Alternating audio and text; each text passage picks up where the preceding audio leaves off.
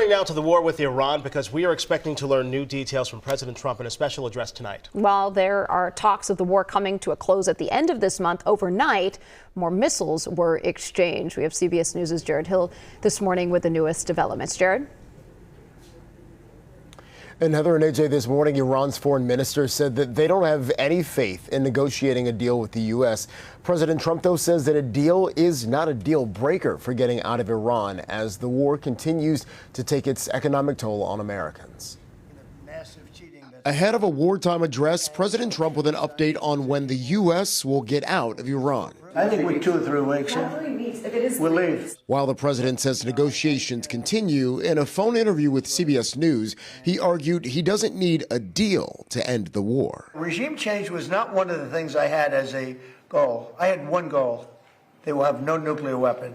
And that goal has been attained. The president also criticized U.S. allies for not doing enough to reopen the Strait of Hormuz, a key shipping lane for the world's oil, telling CBS News, if they want oil, come and grab it. I'm not a gatekeeper for them. They weren't there for us.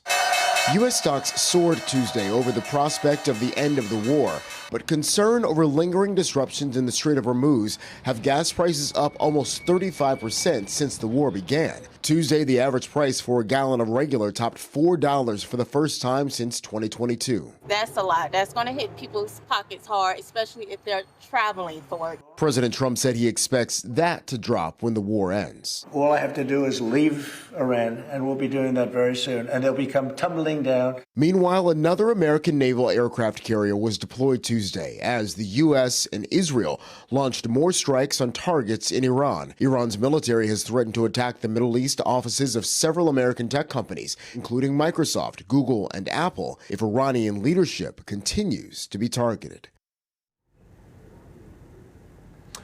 And new just within the past hour or so, in a new interview, the president said that he is strongly considering pulling out of the NATO alliance after it failed to support the U.S.-Israeli war with Iran. Worth noting here, guys, that in 2023, a bipartisan House and Senate passed a law requiring congressional approval to leave NATO. The president cannot do that on his own. All right. Back to you. All right. Jared Hill reporting for us this morning. Thank you. Now, tonight, President Trump will address the nation. There'll be a special report right here on CBS News on the war with Iran. You can watch that at WCCO at 8 p.m.